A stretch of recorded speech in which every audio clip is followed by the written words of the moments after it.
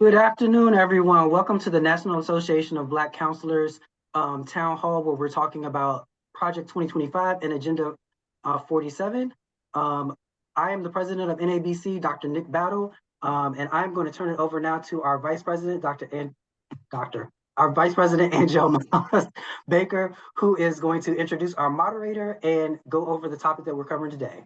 Hello, everyone. Welcome to NABC Town Hall on Project 2025 and Agenda 47. We are pleased to have Curtis Warren as our moderator today. Curtis is also known as Brother Curtis. He is a dedicated activist focused on self-discovery, transformation, and self-development. He's actively working to challenge stereotypes of Black men in Baltimore. He co-founded Brothers Helping Brothers, a men's support group, and leads educational programs at the TNAT Wellness Center. Currently a 2024 Bunting Neighborhood Leadership Fellow with Johns Hopkins University Urban Health Institute. He continues to positively impact his community through research and advocacy, and we're really happy to have him join us today and moderate our discussion today on Pillar 2, where we're looking at personnel. We're going to be discussing federal employees, the proposed policies for federal employees, the Department of Justice, and Homeland Security. So welcome, and I'll turn it over to you, Mr. Warren. Yes, good morning to the president, vice president, officers, members, and friends. We're going to have a delightful, lively conversation this morning. Dr. Angela, are you going to read off the bios for the guests? I see two of our panelists. If you can do that to sort of set the stage for who's with us. I see Dr. Jared Ball. I see Mr. Baruti is also on the panel. I'm missing someone. Who are we missing? So what we have today, we have Michael Imhotep, who is a panelist. Is he here? I don't see Michael Imhotep. So we can start with Dr. Ball. We'll start with Dr. Ball. Yes. Hi, Dr. Ball. Welcome. Dr. Ball is an academic and political activist. He is a professor of communication studies and Africana Black Studies at Morgan State University, located in Baltimore, Maryland.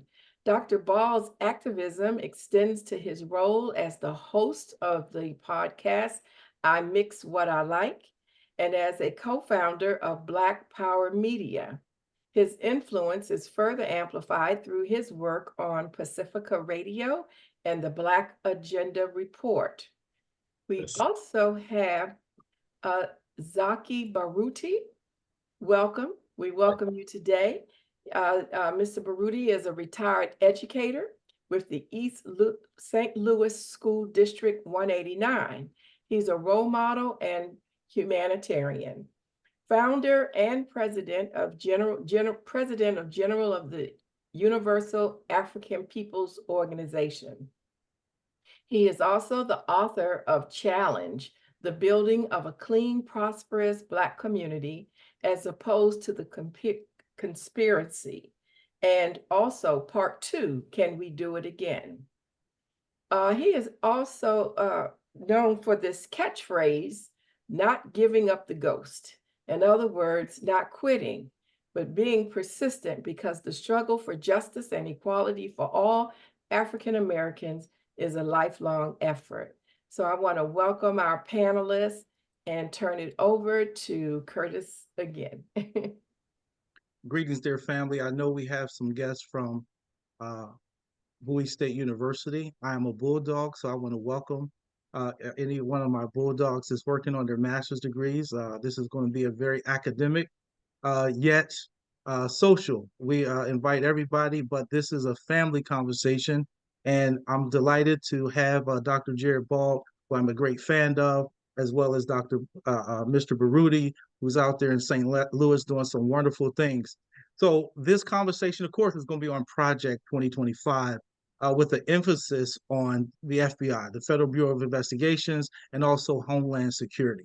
So we want to shape this. So the people that you see in the squares are either clinicians or people that are holding space, and therapists that are holding space for Black and brown people. And we understand that the impact of Project 2025 seems to be geared towards the disenfranchisement of many marginalized people, but specifically people of color. So I want that to be a subtext as far as the discussion, that you're really talking and have an audience of people that are holding space for Black and brown people. So I thought the best people to really come and really outline this is not just people that's on the right, not just people in the middle, but we have people that are on the left, meaning people that are really activists in our community and really holding it down. So I'm honored to have them, and we're just going to jump right in there with the questions. And I know everybody has seen the memes. I know by now everyone has heard, the president, the former president of the United States, say they're eating the cats, they're eating the dog. Mr. Baruti, Mr. Ball, we're talking about a case for Haiti. Give us an outline of how you think policy specifically dealing with Project 2025 and also Homeland Security, the deportations of Black and brown people, and letting the doors in for everybody else to come in. So can we talk a little bit about the impact on immigration, deportation, especially around a case for Haiti? And I'm going to pass to Jared Ball. I know you're going to come Black and strong. I know I listen to, I mix what I like. We can't wait. Bang! And there it is. No, I appreciate it. And first of all, peace, greetings, everybody. It's an honor to be involved with this discussion. Listen, I mean, for my 2 cents, I mean, first of all, obviously Haiti represents something important to the African world, the Pan-African liberation struggle, and obviously has been targeted for its central role in liberating Africans and inspiring Africans around the world toward their liberation. For what is this? What are we at? 100, whatever the math is, however many, 200 years, whatever it is. It's quite a while. And they've been explicit about it, that in terms of punishing Haiti for that role. So for them to come up again as a mechanism and as a trope for a conservative white supremacist fantasy about the invading hordes coming to take quote unquote Black jobs and the jobs of anybody else is unfortunately predictable. I want to shout out, and forgive me for getting the filmmaker's name off the top of my head, but there's a new documentary out called The Forgotten Occupation that is focused on Haiti, and had the pleasure of interviewing the filmmaker a little while ago. And it's a powerful film in reminding people of this history. And one of the important points that actually the film is the way that a very conservative narrative had been developed targeting Haitians for their understanding of their relationship to the African liberation struggle. So the film does a lot of good work on that. So I'm not surprised that it would factor in the way it did in that quote unquote debate the other night. The problem, or a problem, I should say, that has caused is, as I see it, is it has encouraged a lot of people to see Kamala and the Democratic Party as some sort of left progressive revolutionary alternative. And that can only be said to be true standing next to somebody aggressively more hostile. But in reality, it's been the policy of the Democratic Party as much as anybody else that has suppressed Haiti, overthrown its leadership, assassinated leadership, attempted to assassinate leadership, and to keep Haiti in the condition that it's in. So I just wouldn't want people to think that just because Trump is being more overt and silly in his remonstrations, that Kamala represents some sort of other entity. And again, this is not personal to her or any individual. It's the party and the politics they represent. So we do need to get past what she looks like and what she presents herself to be and understand who's in her cabinet, who are our advisors, and what party or what politics that party is meant to represent. And then just lastly, I'll stop here by saying that I think we do need to be more, particularly those of us who would consider ourselves to be part of a revolutionary or radical African world. We cannot be caught up in the nonsense, in the nonsensical claims played out in that debate about other so-called people of color coming here to take our jobs, when in fact 97% of the people who are working people in this country comprise a majority that is suppressed by the 3% who own everything, most of whom are white, all of whom are rich, and they're the ones deciding what policies allow people to come into this country, who gets hired, and at what rate. So if we're going to get mad at anybody, let's not get mad at the people whose conditions have been destroyed. And I was in the crowd in 1990, whatever, as people were protesting the Democratic Party President Bill Clinton for signing NAFTA and CAFTA, which have aided in the destruction of people's economies all throughout Central and South America and into the Caribbean, that makes people want to leave their homes, feel forced to leave their homes to find a better world, risk their lives and their freedom to come up here to find a better world, to be put in competition with us and anyone else laboring in this country, not through their own fault, but through the fault of those who make these policies and benefit from those policies and end up walking away, as we saw Forbes report the other day, where 737 people are worth $5.5 trillion. That's the result of this kind of policy making, and they want us to be at war with our African diaspora and our Latin American comrades and colleagues and brothers and sisters down the street. They want us to fight with them while this increasingly small group of people, if I can say it that way, walk away with ever more of the wealth that we all help to produce. So I just would hope that we all keep our eyes on the prize, pun intended, and be reminded of the Black radical tradition and all of its politics, and not get caught up in some of this foolishness. Yeah, I want to thank you, Mr. Bald, and we're going to pass this to Mr. Baruti. And understanding the subtext here is, what is this division fueling in terms of Black mental health? The division that immigrants are coming to our country and they're going to take over. Mr. Baruti, can you chime in? A case for Haiti, they're eating the cats and dogs, the impact on Black mental health. First of all, let me just thank the organizers for putting together this very important discussion. And just a little bit more about myself. I've been active in the movement, in the Pan-African movement, since about the age of 17, 18, working with the Black Panther Party and a whole lot of other different organizations that speak truth to power. Also, I've been blessed to travel extensively to Africa and have been able to be blessed to meet the leaders, former leader of Libya, Muammar Gaddafi, as well as the former leader of Zimbabwe, Robert Mugabe, as well as the current president of Nicaragua, Daniel Ortega, and the president of the Sudan, Omar Bashir. And in that spirit, first of all, let me just say right on to Dr. Jared Ball, I'm in total agreement of his analysis that he has already put forth.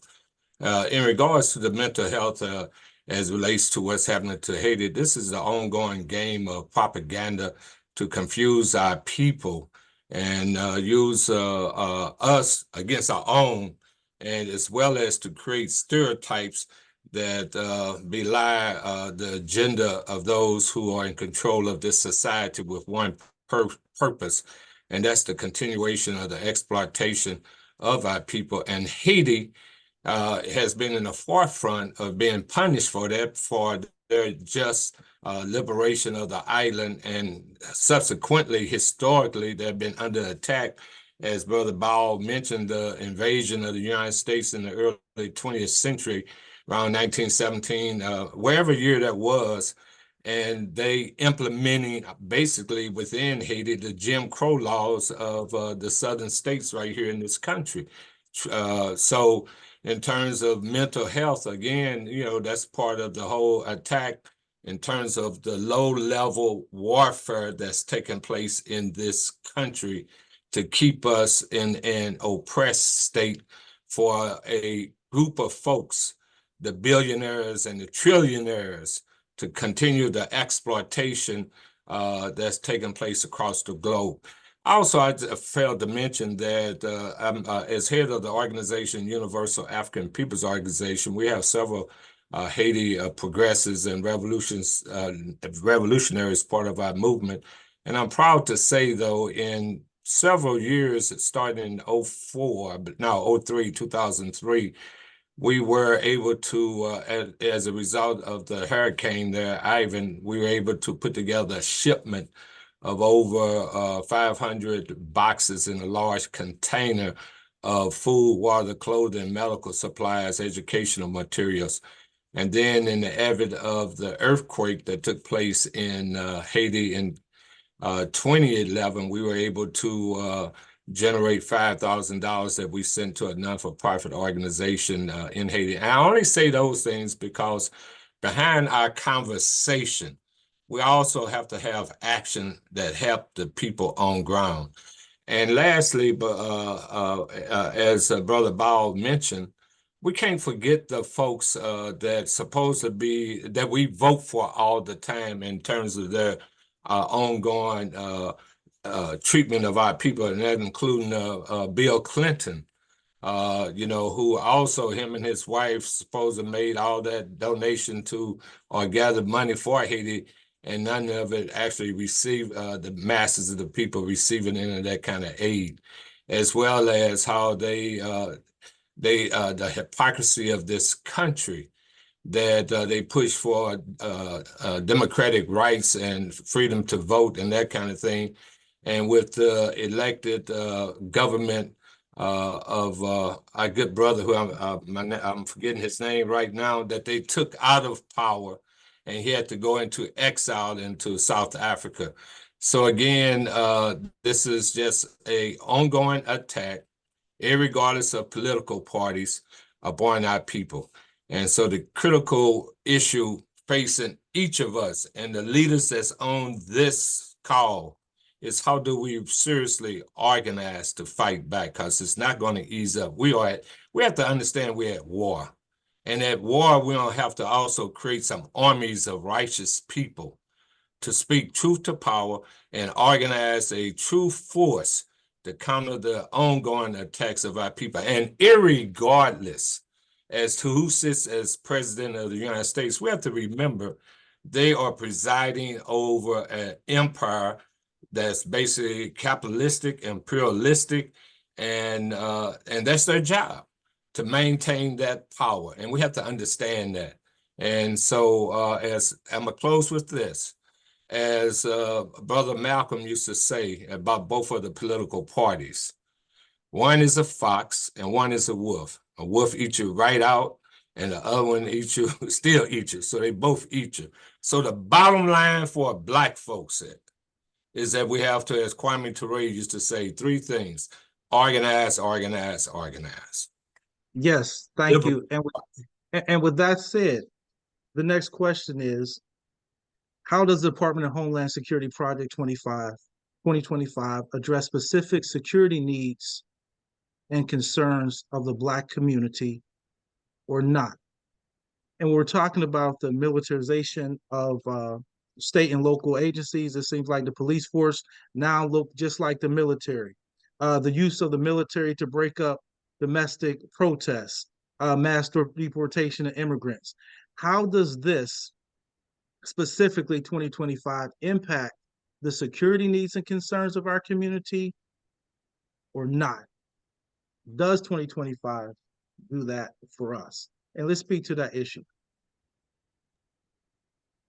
Is that me? Are we going? Is it just? Yeah, we're going to keep that in order. Oh, okay. Okay. It's just the two of you guys, and then we're going to come back with some questions from the panelists. We know Dr. Winkler is also in line, and he probably has some questions. I see Brother Cliff is in the queue and probably has some questions as well. So we're going to sort of punt them to you guys, and then we'll open it up for the larger audience to ask questions as well. Sure. So first of all, I thank you all for asking us to do what I admit I probably didn't do closely enough, which is to review these documents. So I don't want to sit here and misrepresent that I read these 900 pages and you distilled it up very carefully, but I did try to look through it at least a little bit. And what I'll say is that the first thought I had, and we had this conversation the other day, is that Project 2025 feels a lot like the Patriot Act, or what others have pointed out in terms of Project 1776 or Project 1619 or Project 1492. It's like there's a continuity here. So on the one hand, like Darupa bin Wahad has said, when Trump first got elected in 2016, don't get scared, get organized. And that needs to still be the call. And I don't want people to get overly frightened and terrified by these new rebranding and new labels put on a very old project. We've survived Trump, we survived enslavement, we've survived all these various projects. The struggle continues. So I just wanted to say that very quickly. But that said, to the way you phrased the question, none of this does anything but increase the precarity facing Black and African people and other communities in this country and around the world. Having the United States and its white supremacist leadership find, including its Black emissaries of that politic, by the way, that logic, having them have yet another so-called excuse or justification for rearming, remilitarizing, doing what Malcolm said the police do locally, what the military does internationally, having them find new justification to increase the funding, which is all that they've been trying to do, and the slick ways that funding that would have gone directly to police departments, even after so-called efforts to abolish, are now being redirected to ancillary entities or attendant industries, private industries that are training the police to do the exact same thing. That my colleague on Saturdays with Renee pulled out a lot of documents showing how Newark or New Jersey in general has private independent companies run by former police and military that do the training of the police, literally of the same state and local police that would have been done with public funding. That public funding is just redirected through another private entity, much like the Pentagon takes public funding and redirects it through private entities to remilitarize the nation and its local emissaries through the police force to do what they're here to do, which has always been to suppress African people and labor in particular.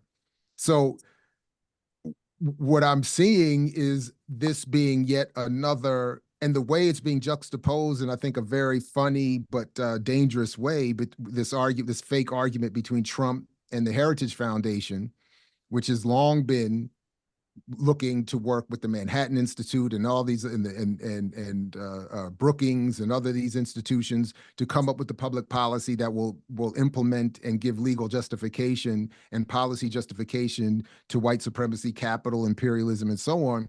That's what this is yet again, and they're using it to stoke new forms of conversation and reignite their bases so that they can get more votes with the promise or the threat to implement. And as the Project 2025 says at one point, they pretty much suggest, if not outright say, that they have to arm themselves in preparation for the constant fears of the people in this country that they want to oppress and exploit, and that the issue of violence is up to us, apparently.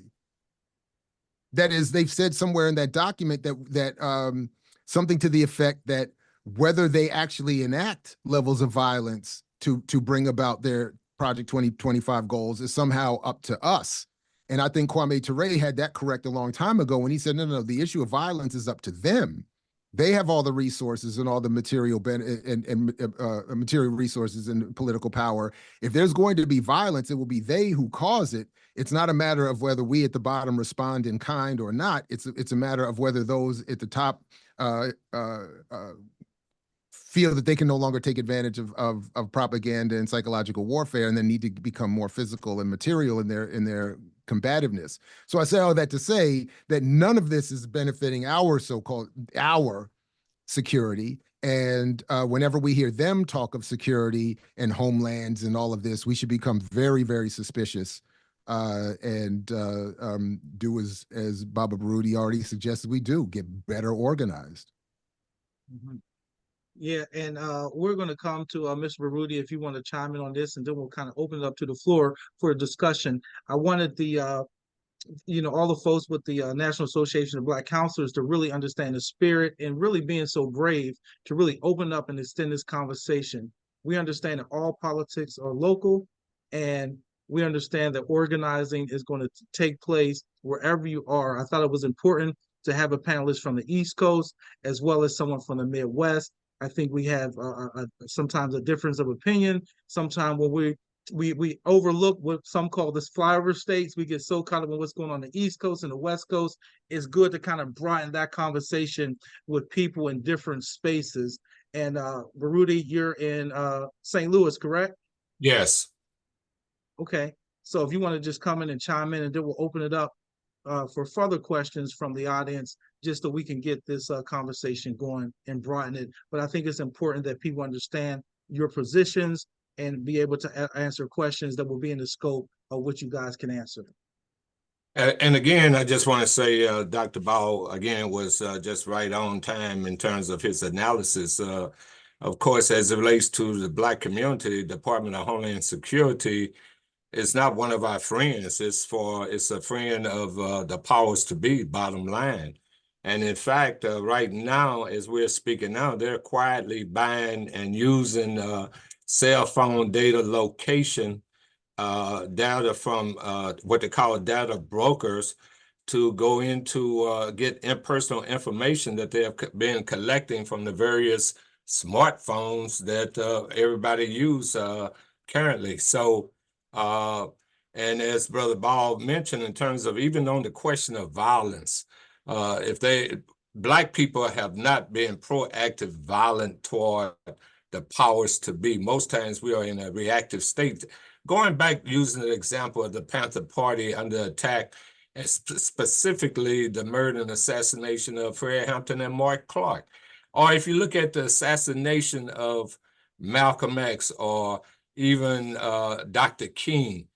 Dr. King nor Malcolm X committed not one violent act, but only their expression of the need for substantive change here in America. They were murdered for those reasons and those reasons alone.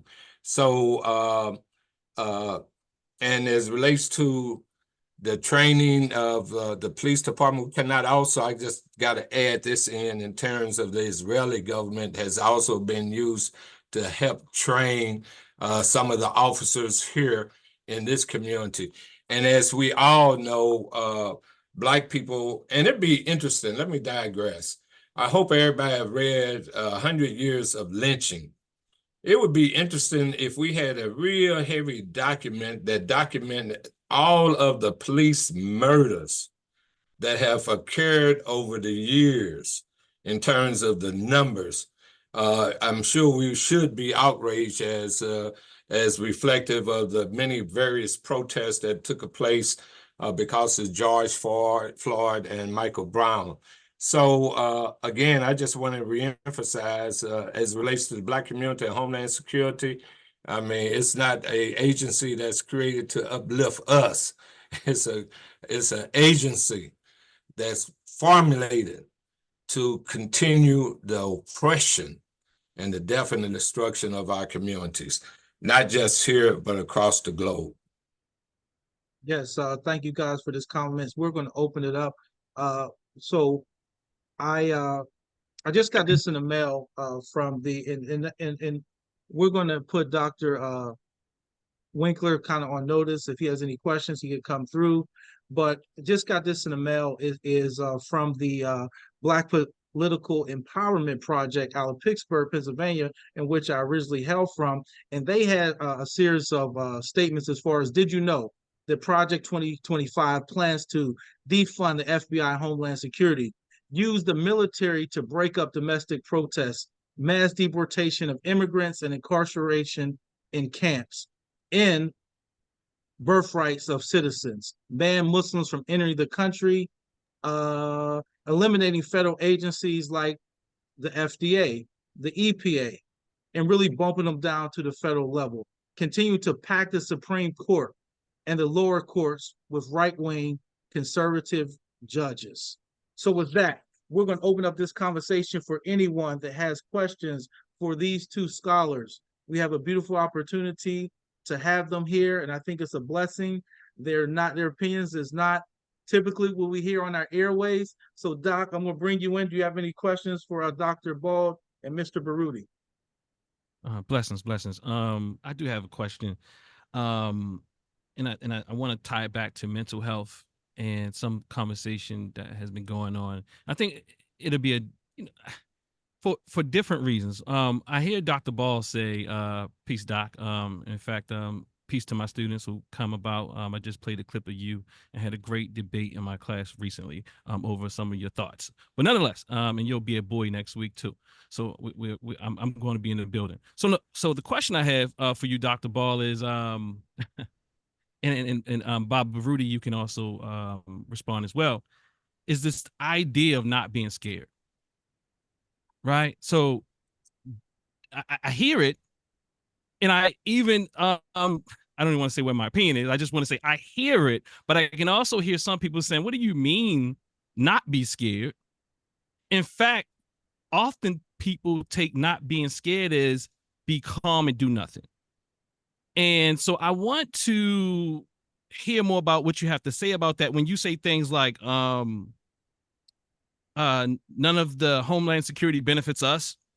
You say that Israeli soldiers are training us, whatever Brother Curtis just read. So I'm hearing all these things that people would say it's something to be an alert about, or to be afraid of, to be scared of, or, so what do you mean, and how do we not conflate what you're saying as being just being calm? No, in fact, I quoted Daruba, who was saying, "Don't be scared, get organized." But I'm glad to have a chance to elaborate a little bit. And really, what I would say is that I would rephrase it to say, acknowledge your fears, confront your fears, and get organized. Because I don't think it's abnormal to be scared. I don't think it's irrational to have fears. In fact, I think it's perfectly normal that all of us have certain fears. The point is, how do we react to it? So quite to the contrary, my point is we are being encouraged into behaving solely out of fear, in particular, to abandon all levels of particularly radical politics and just vote for the lesser of evils, and which is a lot of what this messaging is designed to do, and to scare us into inaction beyond voting for a Democrat. So I'm not advocating Trump or the Republicans. I'm advocating something far left of that. In fact, I'm using my vote for Claudia and Karina of the Party for Socialism and Liberation for that point. But what I am saying is that regardless of what we do with the vote, we shouldn't do it simply out of fear or in some reactionary reaction to fear, but in some radical reaction to the fears that I think are normal, which should be tap back into Black radical traditions, tap back into grassroots organization, tap back into all kinds of collectivity that is good for both political organization and action, but also for mental self-defensive fitness, as we would have happily quoted Chuck D before he started work for the State Department himself. But all of that to say, I think that would be my point, not to have the fear walk us back into inactivity, but to confront it, recognize it, acknowledge that we're scared, acknowledge that there's some things to be concerned about, and seek again collective and radical responses. Oh, okay, I guess I'll chime in. That's a real deep verse, not be scared. First of all, in terms of we all need to be conscious of the dangers and the issues that we have to deal with. But at the same time, we have to have enough strength in ourselves, or quote unquote, the creator to be with us to do what must be done. Can you imagine if Malcolm had been afraid, he would not be known for what he has advocated. Same thing for Dr. King. When you go into the pit of danger, yeah, you can have some fear, but as the old scriptures say, yea, though I walk through the valley of the shadow of death, I will fear no evil. And so it's upon, and it's critical for those who are out here on the forefront to get past that quote unquote fear and be inactive. But at the same time, fear is real in our community on the negative side. And I'm gonna just use a personal experience that really, to me, was the highest point of fear on the negative side in terms of interaction. I've always been very outspoken in school district 189. As mentioned, I've written a couple of booklets on education, and I was very outspoken in a number of school board meetings. And in this instance, I spoke out really forceful about the deteriorating buildings that was allowed to exist in East St. Louis, as well as some of my colleagues actually not teaching a host of other issues. A couple of days later, a principal that I had a lot of respect for up to then in our conversation came to me and say, "Mr. Zaki, great job about me speaking out." Then in the same breath, he said, "Please don't tell nobody about our conversation." That's the absurdity of being fearful. And one of the problems in our community is that fear, because people are afraid to get involved in any serious movement because they are fearful of maybe losing their job, or fearful of, quote unquote, being incarcerated for being outspoken. So that's the challenge. And I'm sure many people say they believe in a creator. If you believe in a creative force, then damn it, you're supposed to be out there speaking truth to power and doing all you can to help the less fortunate in this circumstance under which we are existing. Wow, wow, very powerful, very powerful. To Doc's point. So, Ms. Baruti, let's bring this home a little bit. I know you have. Curtis, before you do that, Yes. so a lot of stuff was said, but a lot of stuff wasn't said. I'm gonna deal with the fear first, because we say that fear is a negative emotion, and I don't believe that there are any negative emotions. Is what we do with those emotions that is positive and or negative. And so, yes, we do operate a lot out of fear, but quite oftentimes the way that we're operating in fear is like the woman in a horror movie that just gets afraid and starts running and has no direction. And we do need to have some direction, and we need to pull that in and be focused. I think the other part of it, Dr. Ball, what I'm going to say is going to sound attacking, but it's not intended to be. Because I do agree with you that we do need to organize, and we do need to coalesce around our identity and our goals, whatever those are. I don't think that as a group we have Black people, because one, we don't even know what being Black is, right? We are so fractured in that, right? We haven't coalesced around that. But if we did coalesce around those ideas and we had a common goal that we were working towards, then we could make some definite changes, because we would do like they do and all vote the same way. I think the issue becomes, for us, it's always been the lesser of two evils. And the reason it's always been the lesser of two evils is because we don't do anything until something like this happens.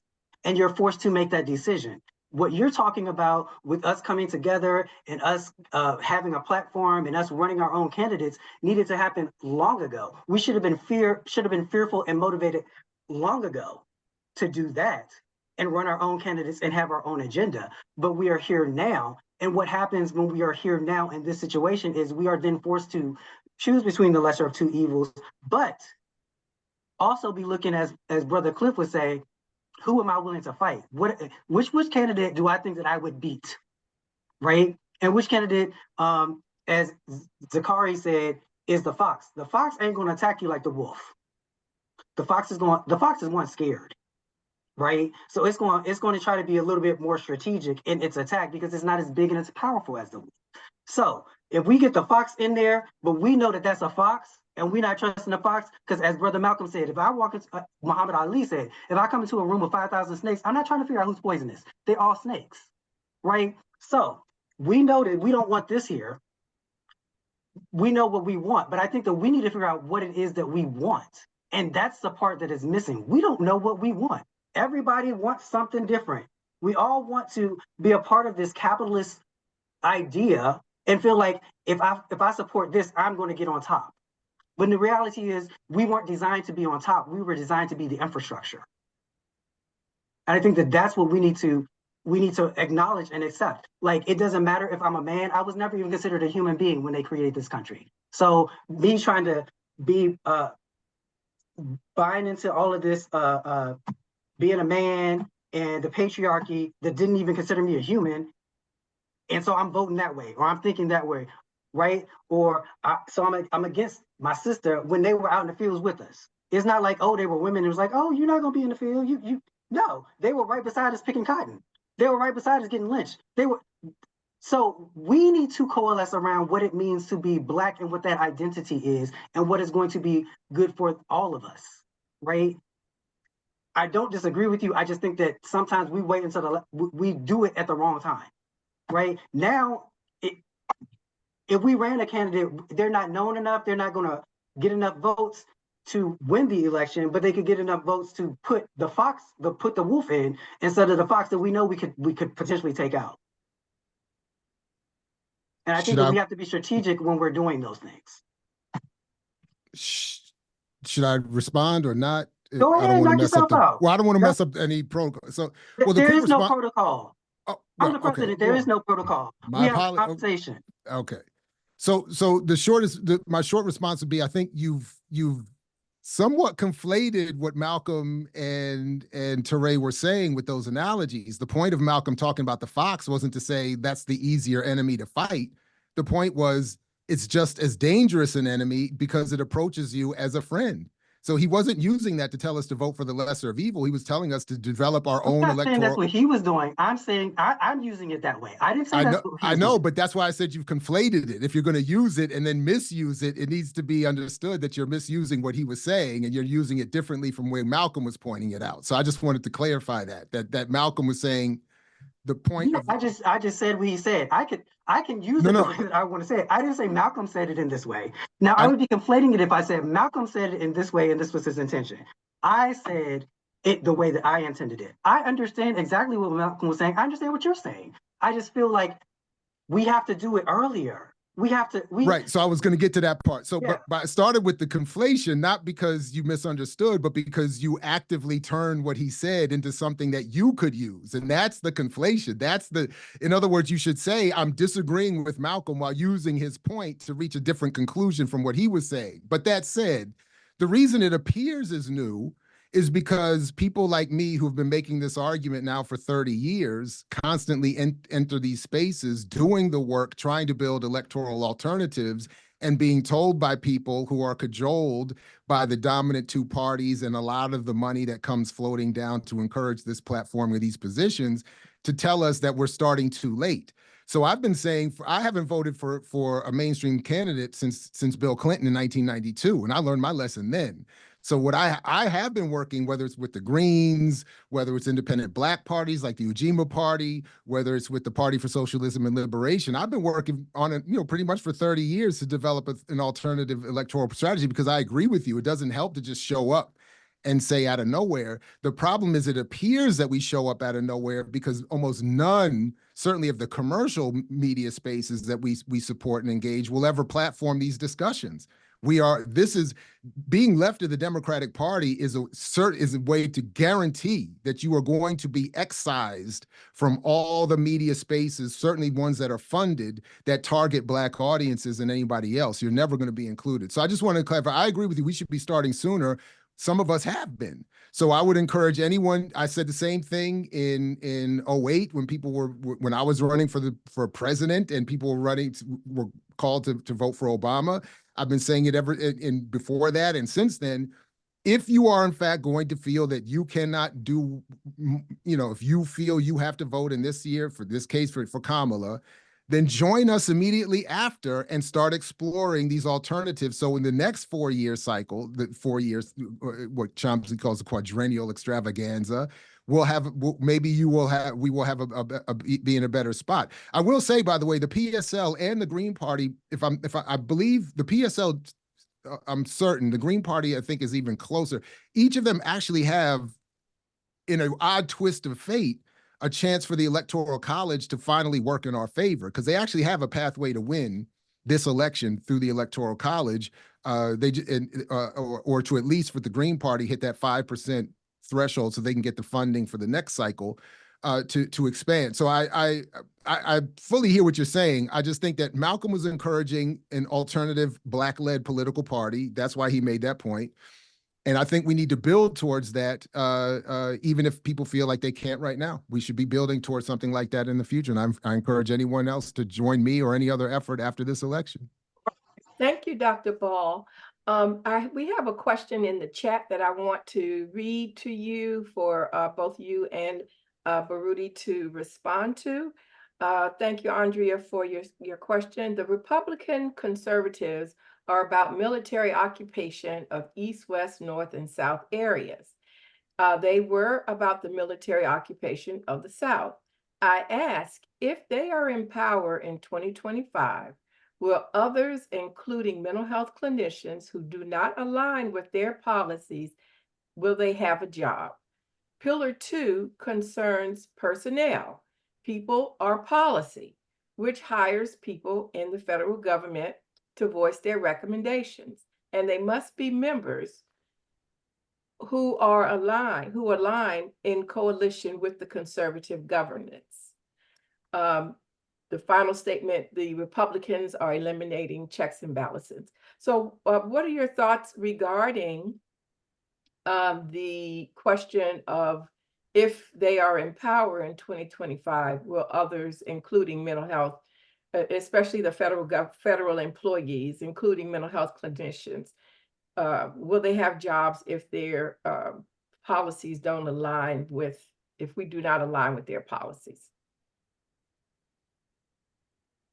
And Well, I'll start with Baruti.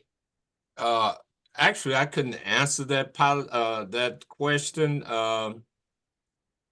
If they do not, I mean, that's a possibility.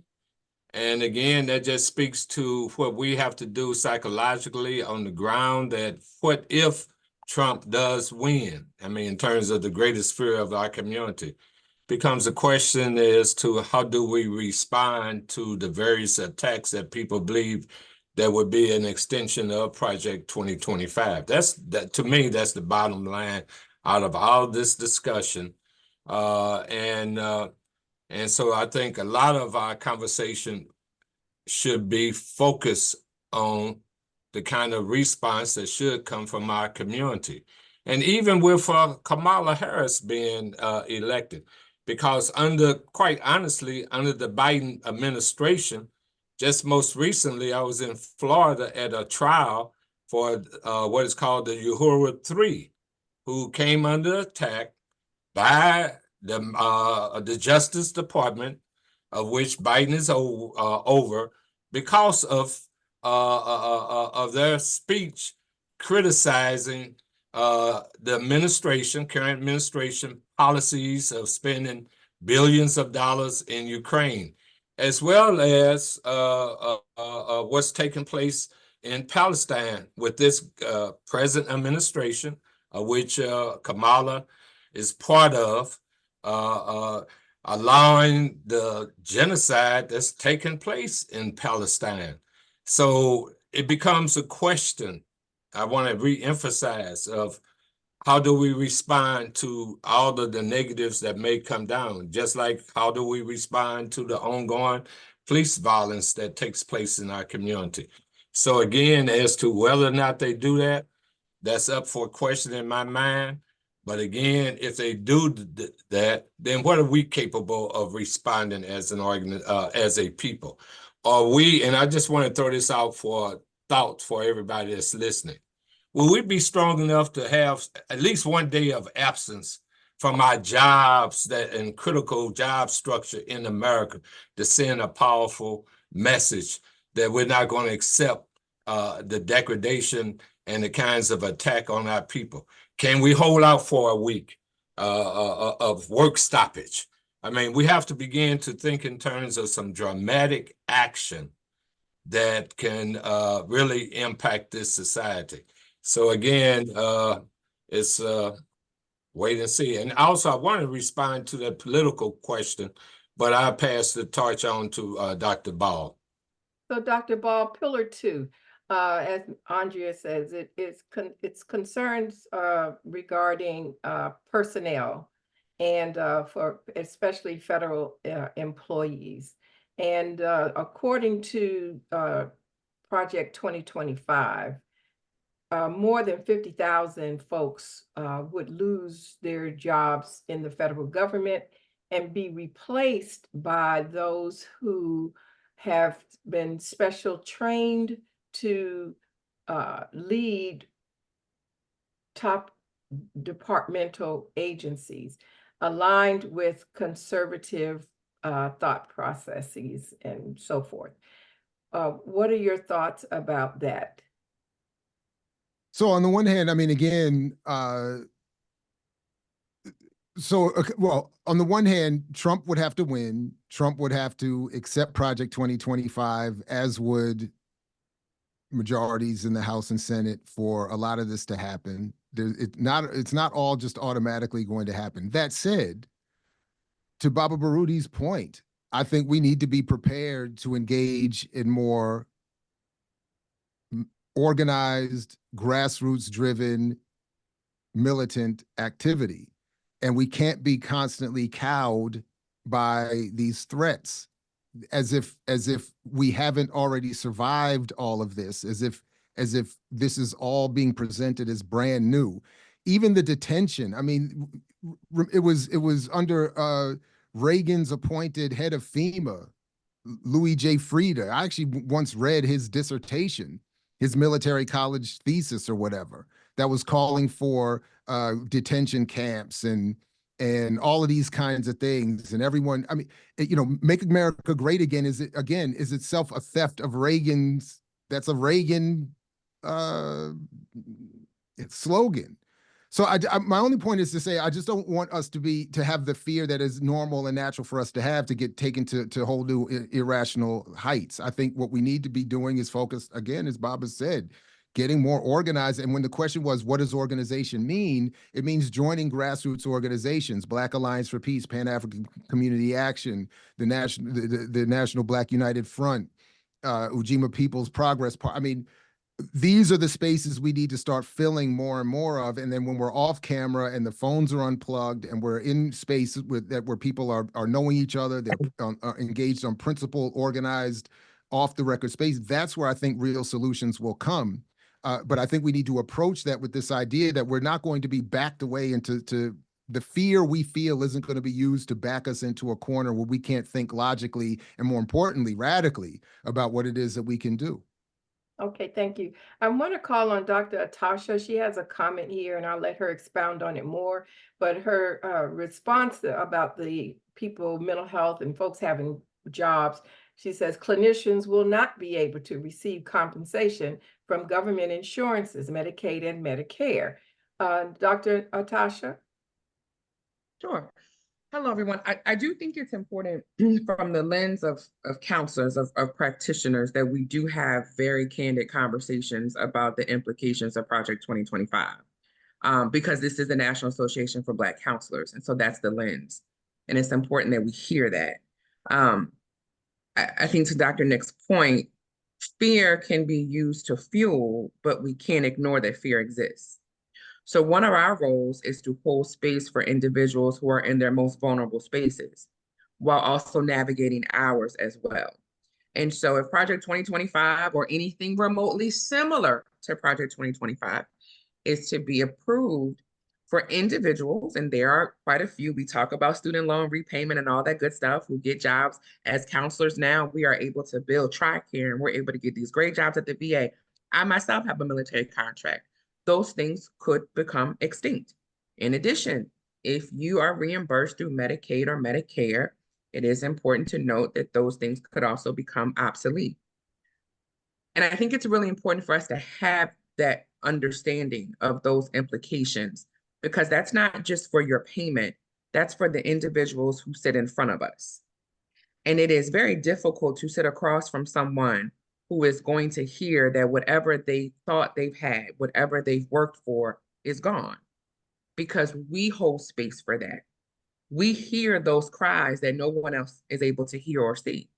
And so I think it's important to not kind of minimize those emotions, to be like, oh, it's just not kind of going to back you into a corner. No, for some people, it does back them into a corner. For some people, there is no way out of that. And as counselors, our role is to acknowledge that and help advocate for that. But we have to acknowledge that for some people, fear will be a very real emotion for them. For individuals who have worked for the federal government all of their lives, many people in these town hall meetings are very Baltimore, DMV sort of based. There's a lot of people who make a lot of money and live very nice lives based upon federal employment or contracts. And we do have to talk about what that means. I certainly think that we can go times and say, I'm not going to do the following, or I'm going to abstain from this. I think my request is just as counselors, when we come into those communities and talk about that, kind of bring us to the table for those emotional implications, because we forget that part sometimes. And so to answer that question that was in the chat, absolutely, with the approval of Project 2025, especially for clinicians who are federal employees, those who work for the VA, et cetera, even those who have contracts, those positions certainly could be eliminated. Thank you, Yeah, Dr. I think that's a great point. Many people in the DMV are tied to the federal government in a lot of different ways, whether it's through contracts. So I think the impact is very real. I think one of the things that's really outlined in Project 2025 is talking about the elimination of career employees. When we talk about career employees, we talk about those secretary, deputy assistant secretary. Many positions have always been stable as far as for our outward mobility being eliminated and replaced by political appointees. Now, the political appointees will really sway, some of the ongoing programs and contracts of many people that are already in place. And many of us in the DMV have a different relationship with the federal government than people outside of this area. And I think the impact is very real. And these conversations and having a platform like this to begin to talk about that impact is very important. And always coming from that lens, again, holding space. I think it's important that many of us have always been exposed to the philosophies and opinions of the Democratic Party. We grew up in that. Normally we just, vote from the top and just vote down ballot. I think it's also important to be able to have conversations with a Jared Bald and a Mr. Baruti that really comes from that left leaning. So they're not clinicians, but I think for clinicians to really being able to have that both exposure really helps our body to settle, because then if someone is sitting on the couch and they're coming with different views and opinions, you actually have firsthand experience when one of your clients say, "Man, I was listening to Jared Ball." You can say, "Yeah, I was talking to Jared Ball." So being able to have exposures to people from different perspectives, I think really helps our bodies to settle when we're engaging in clients that just have different views, and really being able to hold space for people to have different views. I think what we're also going to hear is this masculine and feminine. There's a lot of Black men, and I think Dr. Nick kind of had alluded to this. There's a lot of Black men that are against the vice president, Kamala, because she's a woman, right? And I think that's a conversation that we're going to have. Is there going to be a great divide between the masculine and the feminine within our own households, Black households, when you have Black men that are mounting up on machismo and really separating and dividing the community and sometimes the households? And how do you hold space for clients that come in and say, my husband, I think he's going to vote for Trump. I don't know if he's going to vote for Trump, but I really am beginning to feel something, a level of division within my household because of opinions, right? And I know, Jacob, you have put a lot of comments in the chat. You're welcome to come off mic and really, ask your question. Curtis, we need to kind of reroute just a little bit here. Okay. Because of time, and let's try to move on to the proposed policies for the Department of Justice and how that may impact the Black, the BIPOC community. In general, the focus is on violent crime and resources that would be taken away that currently address domestic violence, sexual assault, leaving survivors without adequate support and protection. It's harmful to it would increase, the proposed policies will likely exacerbate racial disparities in the criminal justice system, leading them to higher incarceration rates and harsher penalties for racial and ethnic minorities. So if we could get our panelists to kind of speak about on the topic of this, how these proposed policies for the Department of Justice will impact and can impact. Currently, some already are impacting our communities with racial disparities. But 2025, the proposed policies appear that they will exacerbate and increase the racial disparities for BIPOC and other marginalized communities, including LGBTQIA+. So, so just to be clear, and I want to make sure that I'm being heard and being clear on this. I am not advocating being unafraid or ignoring fear. I'm advocating addressing the fears in radical ways, acknowledging the fears and confronting them in radical ways. So I am not at all in favor of ignoring any emotion, actually, but to address it head on, and again, in the most progressive fashions possible. So the problem that I keep having with conversations like these isn't really the fault of anybody involved. It's similar to the other question that was starting to be raised about, we're already seeing the narrative ramping up that we already saw happen when Obama got fewer votes in his second term from Black people than his first. When Hillary lost to Trump, we heard it even louder. And we're hearing a version of it again now, that if Trump wins, it's because Black men and Black voters in general didn't do what they were supposed to do to protect the Democratic Party and their nominee. The reality is none of that is a valid argument, starting first and foremost with the fact that it's overwhelmingly white folks that got Trump elected the first time and would get him elected the second time, regardless of how many Black men have been tricked into supporting him because of their patriarchy and womanness. And then the other part of it is that's most important, that addresses the specific question here, is that it's that the real reason the Democratic Party ever suffers at all, particularly when it comes to Black voters, is because they don't do anything. They never live up to their claims in addressing the conditions of Black people, despite claiming to do so. So Kamala has already said, I'm not doing anything for Black people. She said exactly what Obama said. I'm not doing anything specific for Black people. So yes, what is being proposed in Project 2025 speaks to something harrowing and concerning, but the reality is that the existing party, or the party that's in power currently, hasn't been doing anything sufficiently to address the concerns of Black communities, and in fact has been making them worse. And when we're talking about incarceration rates and funding the police, who have been killing people and Black people with increasing numbers each year since even just George Floyd, it's been the Democrats that have been leading this refunding and increased funding and propaganda, and is now literally running the top cop, as she proudly reminded everybody, the one who was the top prosecutor, who reminded everybody again that she is the number one anti-immigrant, protect the border president, in addition to all of that. So I say all that to say, you all are absolutely right to raise concerns about these specifics that will negatively impact people in your profession and in your fields.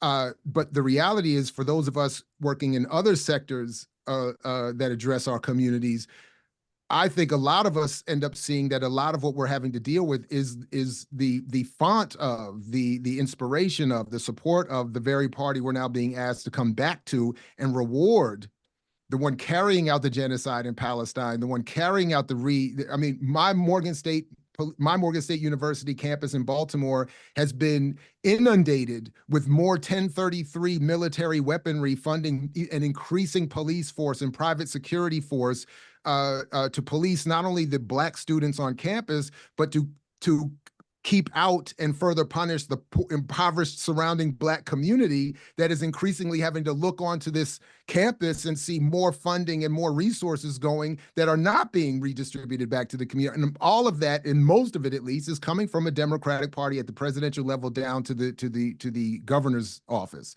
So I hope I've said something somewhat meaningful here, but I just want to encourage us to look more radically and critically at the proposed people coming with the solution and find other ways to address these concerns. But again, yeah, and Yeah, in no well- way meaning to diminish what is being threatened to come down the line to negatively impact the people So doing work regarding here. the threat that people perceive coming down the line, what I'm hearing in my circles and from my clients is a sense of fear, uncertainty about democracy and whether or not we will be living in an autocratic society versus losing civil liberties for what we have in a democratic society. So before we get to Andrea, because she has her hand up, if we could do her next, I would like for you guys to speak about whether or not you see this as a threat to this 2025 and Agenda 47 as a threat to democracy or not. And if so, why? And if not, why? And then Andrea will get you, okay?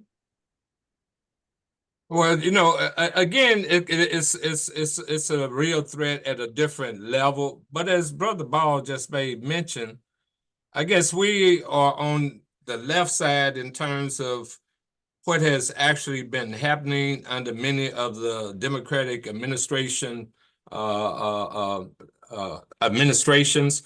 just on the level of incarceration. Black people have been disproportionately incarcerated for years under both administrations. So that we need to be clear on that. And then secondly, in terms of, and I just got to keep reemphasizing, because we're less than 30 days away or 45 days. Everybody should, first of all, vote their conviction. But you should, the point I think we're trying to make is past our convictions. If the reality of Trump being elected, then what is the response that comes from our community? It's just like the question about preparing candidates to run for office. How do we prepare and get ready for that? That's, to me, is the critical issue. So conceptually, if Kamala is elected, would that better our community overall? It may keep Would it maintain democracy is the question. Will it maintain democracy? It depends on how you define living in a democratic society, but right now it's not even about solutions, right? It's about that's the issue at hand. How do we solve the problem, the massive problems that's facing us as a race? Sure, that's always going to be, I think, an ongoing, but I don't even know if that would even be an issue if 2025 is implemented, if Agenda 47 is implemented. We may not have much of a voice to be able to come together and organize. It's my opinion that organization is good and probably much needed, but under what leadership would we really be able to do that? So I think it's a question of, would we have a democratic society or not? If 2025 is implemented, would we? Go ahead, Dr. Ball. We don't have a democracy now. This country's never been one. That's why they made a republic in the first place, because they called it a disease and a wicked project in the founding fathers' documents in the Federalist Papers. It's not a democracy. The other thing, George Jackson was right 50 years ago. Fascism is already here, and so even to your point, and I won't prolong it, but to say that if in fact we lived in a free society and a democracy, there could be no chance that one election could turn us into an autocracy or a totalitarian state. So in other words, the fact that people are claiming that one election, the election of one man, and the implementation of this one Heritage Foundation policy would turn us from a free society into a dictatorship already tells you we're not in a free society, because a free society that no such transition would even be possible. Certainly not in the context of one election where you're supposed to have a checks and balances and two other houses of that would have to sign on and so on and so on and so forth, and then the nominal Supreme Court, free Supreme Court sitting there to protect everybody the last. So in other words, we're already in a precarious state, a situation that again, this is why I'm saying not be afraid, but to confront our fears differently than to suggest that the election of Trump is some stark departure from where we already are. Okay, thank you. Andrea? Yes, good evening, everyone. Now, I write better than how I speak, but here goes.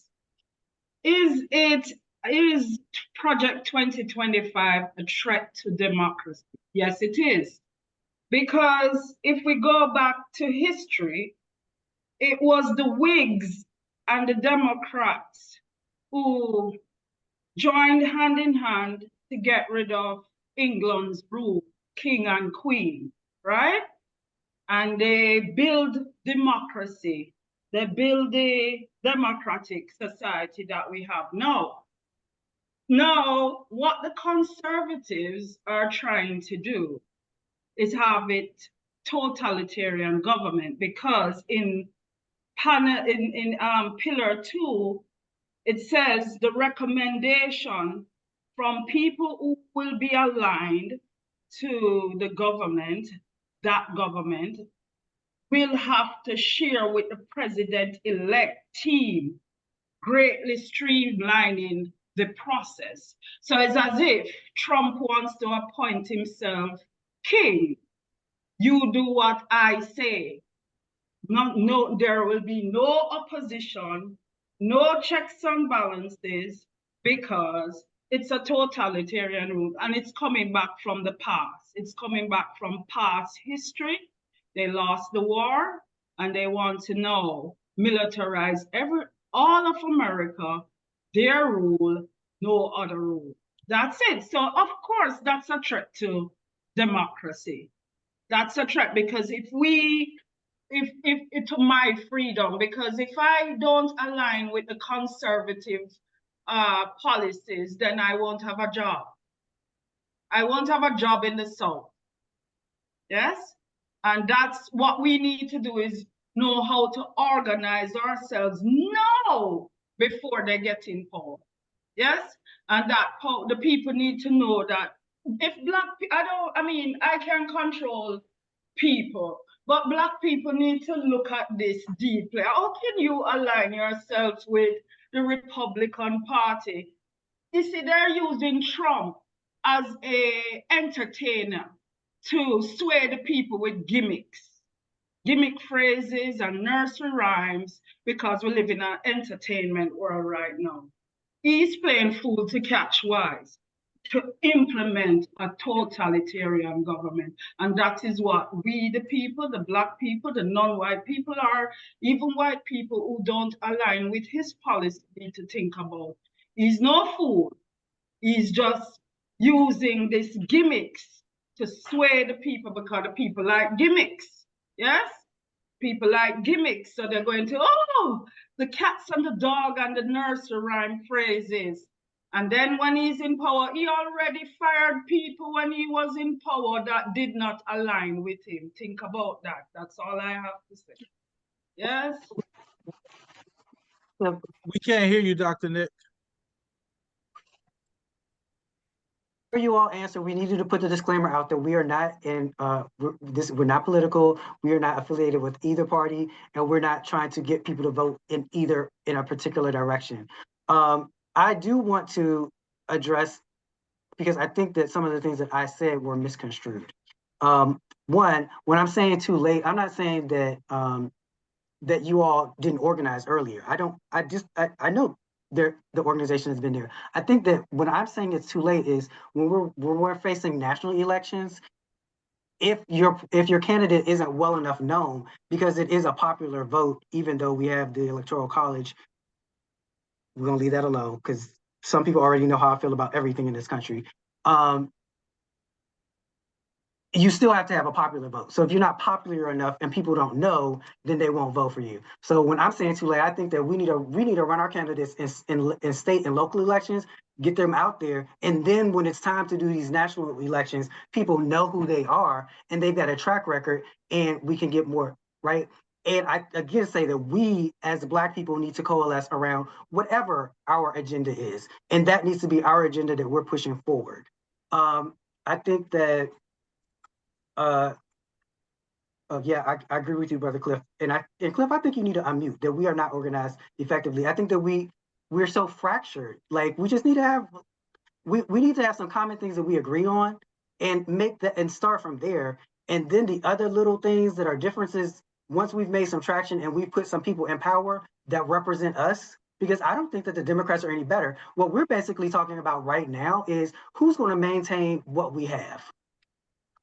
It's not healthy. And maybe even bring back what we had, because right. You know, the reversal of Roe v. Wade, you know, has impacted women, health, and so forth and so on. DEI, we have different books are being rewritten to exclude the education of Black history. And I think that these are things that our ancestors and, you know, have fought for us to even be able to sit here to say Dr. Nick, Dr. Ball, Dr.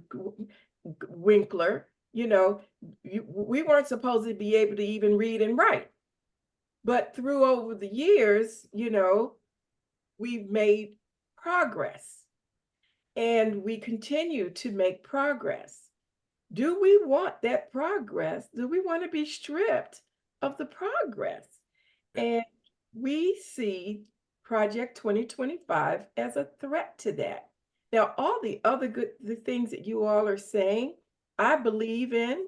You know, I grew up in the era of the Black Panthers. I am a baby boomer. I witnessed my mother, my grandmother, you know, out there fighting. They used me as a pawn. Go over there and drink from that fountain over there, the white one, you know, so that, you know, some type of upheaval would happen when somebody went to grab my arm and say, you're not supposed to be here at this fountain. Now, do I want that for my grandchildren? No. Do I want that for my great-grandchildren? No. So to me, right now, it's imperative to make decisions regarding this Project 2025 or is it a threat? I see it as a threat. Healthy fear. You know, it's not the, you know, the horror movie fear, scream and run. No, I'm speaking up and putting the fist up, right? I'm painting my nails red, black, and green again and putting the fork in my afro. So I'm like, where are we going as a community, as professionals, as knowledgeable Black folks to be able to speak to the issues that are in front of us and how they may impact our community, not just Black, but other immigrant, BIPOC communities, immigrants, LGBTQs, you know, marginalized communities. So may I? Yes, Dr. Yes, Baruti. Okay, may I make an interjection? 2 points. One, on the question of DEI, where everybody on the call aware that most recently for one of the bills to be passed, I think it was a funding bill that President Biden was trying to push, but as a compromise, he stripped out DEI at the House of Representatives level, just for information's sake, and people can research that in terms of the Democratic administration on DEI. Also, just real quick on being proactive, a concept that our organization, Universal African Peoples Organization, is pushing past the presidential election is what we call proportionate political representation, which many of you already know that when you look at the powers of lever politically, out of they project us as 14% of the total population of the United States. However, as relates to the most powerful positions in this country, beyond the presidency, governors, 50 governors, how many look like us? Only one. when you look at the United States Senate, out of 100 U.S. senators, we only have 4. So part of our struggle going forward politically, especially as taxpayers, we have to push for what we call, as I just mentioned, the concept of proportionate political representation, which simply means that wherever percentage we are as a people on the national, state, and local levels of government, then we should have that percentage of power. And that was one of the principles out of which I had ran for governor back in 84 and 88 in the Democratic Party. And I say sometimes we have to use the Democratic Party with our candidates that speak to the issues that actually impact us.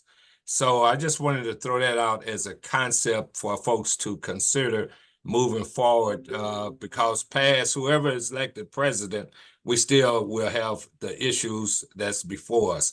And the question again and again, I just want everybody to go away from this gathering, is say, God forbid, for those who feel that democracy will be threatened with the election of Trump. Let's say the worst case scenario. What if he's elected? Then what?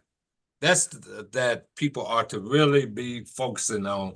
And then when we talk about organization, as mentioned, there's been a number of organizations that's out here speaking truth to power, but nobody, the various organizations have little or no membership to the degree that they should have. And that has been a historical problem for our people. And I would encourage everybody that's on this call that just as we talk about voting ought to be a duty, it ought to be a duty that everybody's part of an organization that speaks truth to power and has a track record of working to uplift our people. Thank you so much. Dr. Ball?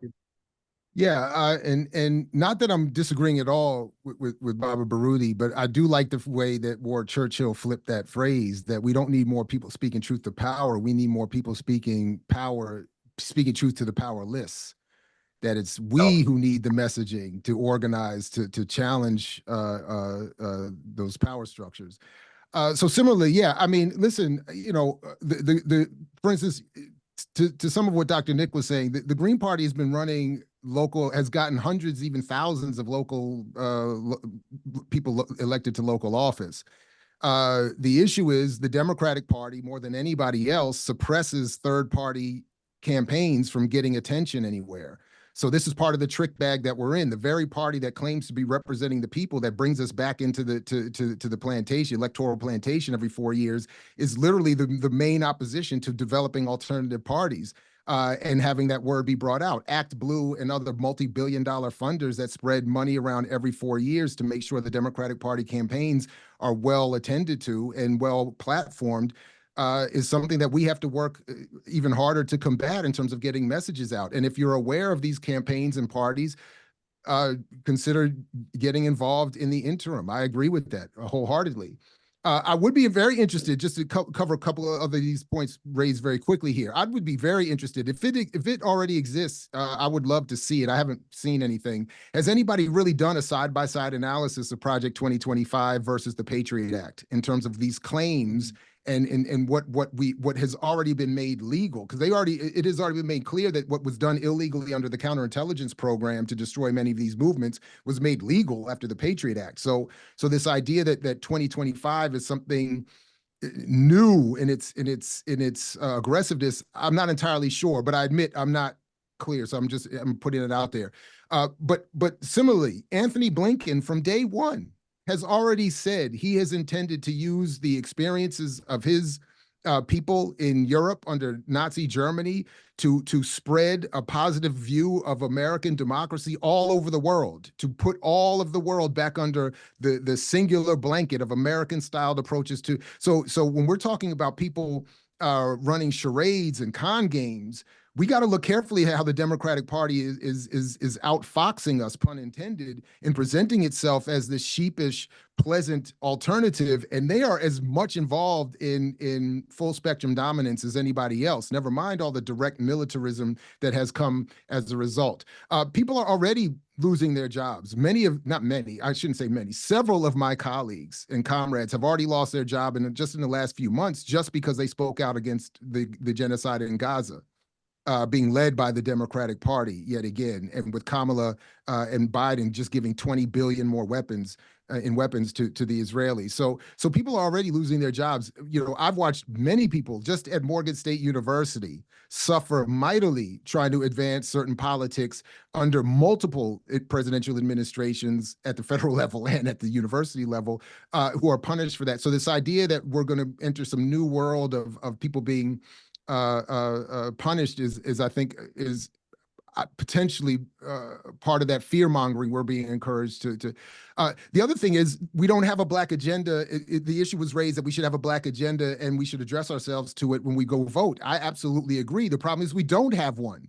This has been an issue that the late Glenn Ford has been talking about when he was writing for Black Agenda Report, that we don't have a Black agenda. What we have is a don't vote for the Republican agenda.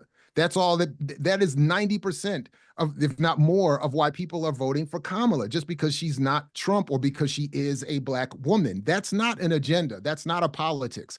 Same thing, the reversal of Roe v. Wade, the reversal of DEI, the attack on my beloved Africana and Black studies, all of it has been happening under the Democrats. It has been fostered in an environment of the Democratic Party. So, and then it has also been demonstrated both in terms of at the issue of funding and at the experiential level of those who have been involved in grassroots organization. When Democrats get elected, radicals are told to sit down. Progressives sit down. Activism dies down. People get more at its most extreme levels when Al Sharpton said in 2008, I'm definitely not protesting Obama no matter what he does. Now, Sharpton is nobody's standard. I'm just saying that was the extreme level. So I'll end here by saying that, again, I am not trying to discourage people from being afraid. I am trying to encourage people to address that fear head on and in a more radical and militant way, and to say, listen, the Democrats may be presenting themselves as better than the Republicans, but we need something better than that. I think we're looking at the agenda and policies that one party is presenting versus another party.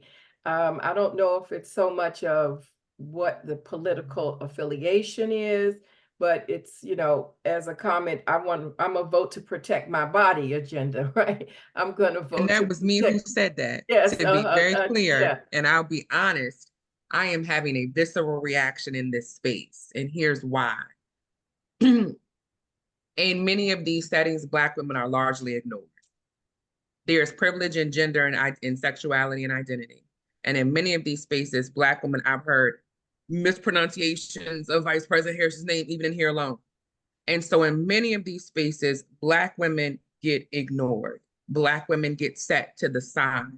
And so this is not let me vote to extend the Patriot Act. This is because a person who does not get a cycle every 28 days should not tell me what to do with my body.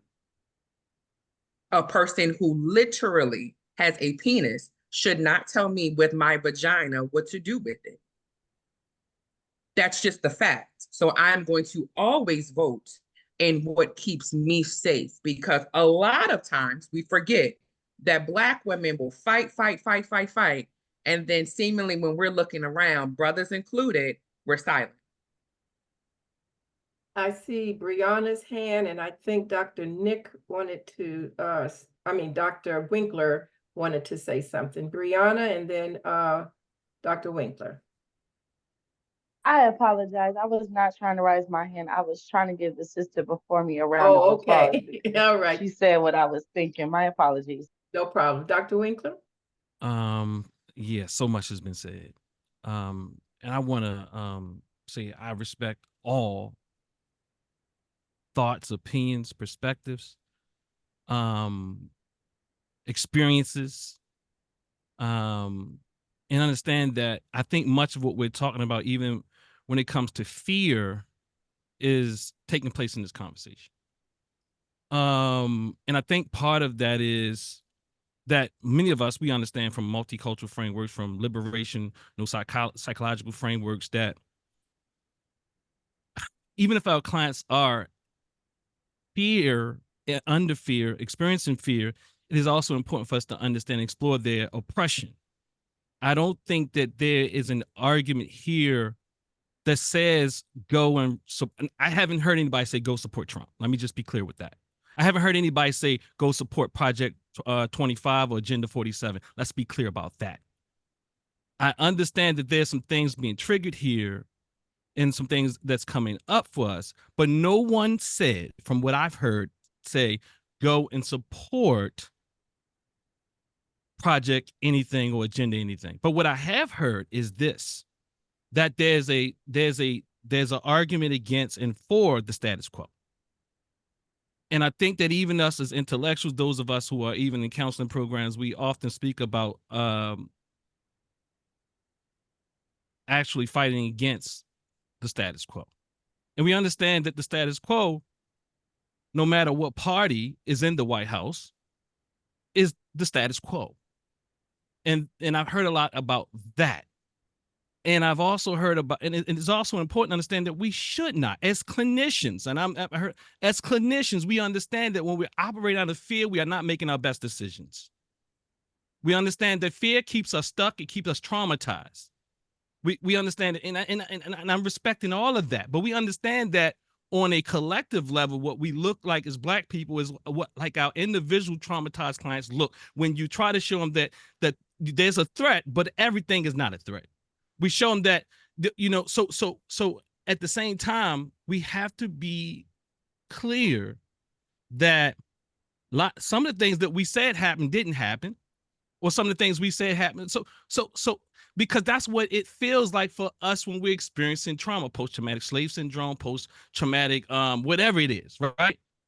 But what I have heard is some from the what we call more liberal, or those more from the left have differences in how they see our how we carry this thing out. There's a disagreement there, but that doesn't mean that anybody said any supporting of a Trump or Project 47. I haven't heard one person say it here. If you heard it, I would highlight, just because we're calling things out, is that might be a trauma response. But I do understand that we will have different ways that we think that we carry this out. But I think we also have to keep in mind that us in our privileged places, when we're talking about saving Black communities and Black people, that us talking about our finances and our money, we also have to consider all of our people. Those who have not got doctor in front of their name, or doctor behind, or PhDs, or MSs, or all this thing behind their names. Because even the very clients that we serve many times don't even have the privileges that we have, and we're trying to keep and maintain at their detriment.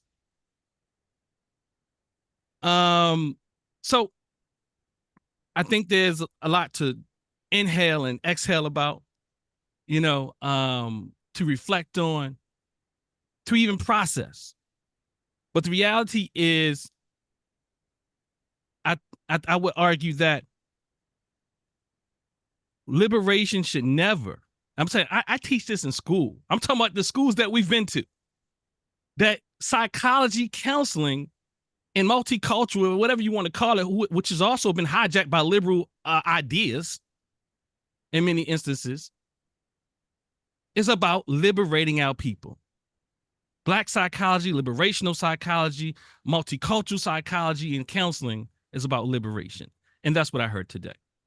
And then I also heard this idea of, maybe there's a different way to it if we go with, more of what's been going on already. I think we know that not a different way, but a greater opportunity to pave the way. I think we all agree that, what we need to begin building. And it's just, we're looking at the current situation and which pathway would make it more accessible for us to begin this building that we have not started, or if it has started somewhere where we need to make it more accessible, approachable, and known to the community. but it's 5:35 and we like to try to start on time and end on time. And I just want to thank Curtis for doing a great job as moderator. You had great questions, facilitated great discussion. I'm going to turn it over. And I want to thank Dr. Ball. It was good to see you. Want to invite you and Mr. Baruti to join us again next Sunday when we're talking about Pillar 1 policy, Department of Education and students. And, you know, you can be a part of the audience, but at the same time, join in with any questions and comments that you may have. So I'm going to turn it over to our president, Dr. Nick. Can I say this, Angel? Whatever you just said, I agree with. I agree. I was going down the same line, so I don't see what the difference of opinion is. Oh, okay. Nick? Yeah. Can you all hear me? Yes. Okay, cool. So I've been monitoring the chat. I think that Andrea asked a great question when she said, are there any third-party options other than choosing the lesser of two evils? And I'm going to open it up for Dr. Ball and Brother Baruti to share any candidates that are running in other places. But before I do that, because I did see that Jacob had been making comments throughout, and he was talking about it in other places, in other states where they have the election. Go ahead and say how you say it, Jacob, what you were talking about.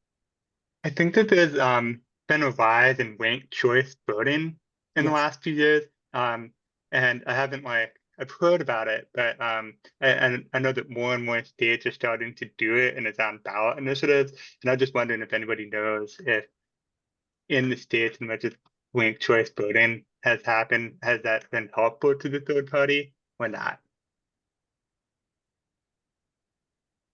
I only know a little bit about that ranking charts. I think in the elections, they whoever the top 2 or top 3 people who receive a vote, then they have basically a runoff with them for the following election before it goes into the general election. I believe that is the case, but I'm not absolutely sure. But on independent party candidates for president, you do have Jill Stein on the Green Party, as well as I think Dr. Cornel West is on several ballots statewide as a candidate for president.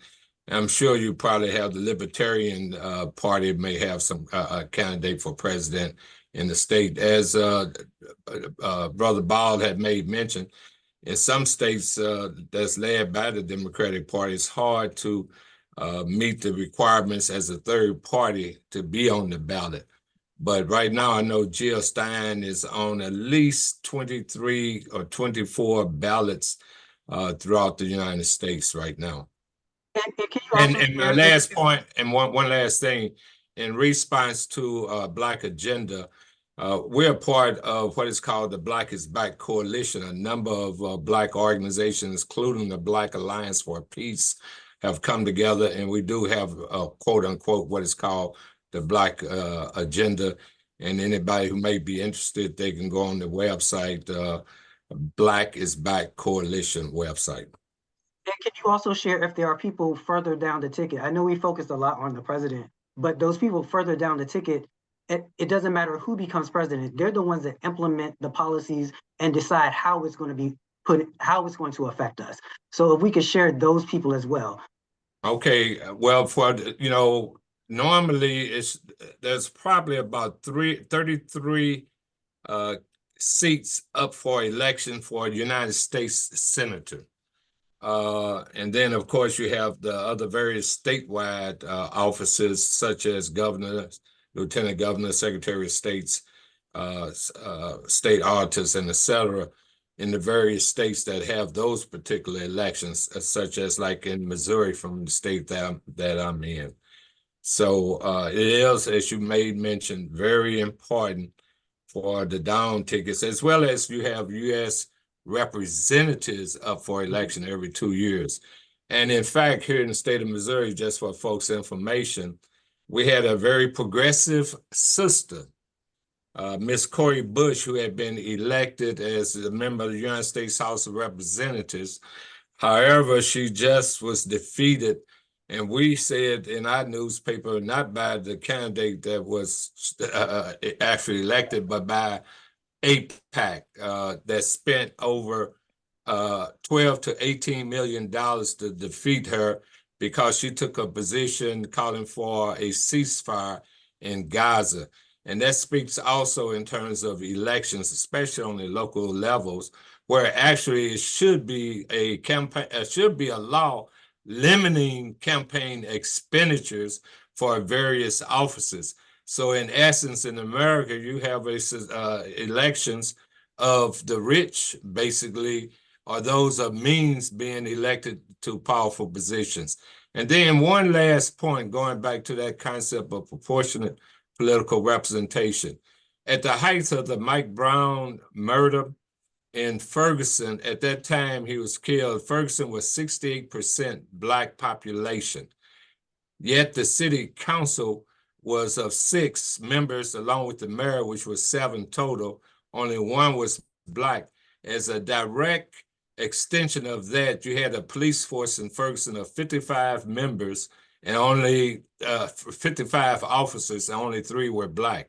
And I just make that point in terms of, again, talking about proportionate political representation, that we have to look at our compositions of city councils and what have you to work to increase our numbers, not just because of the color of a person, but those who come from our community that speaks truth to power, as I always say, and truth to our masses of the people, that we need to have people, more of us, elected into those positions to address those kinds of issues I just mentioned.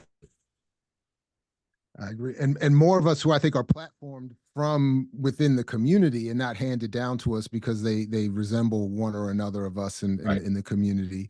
Because I think, wasn't Cori Bush also primaried by the Democrats as well? I mean, I know AIPAC flooded the campaign, but didn't they also run another Democrat to get rid of her?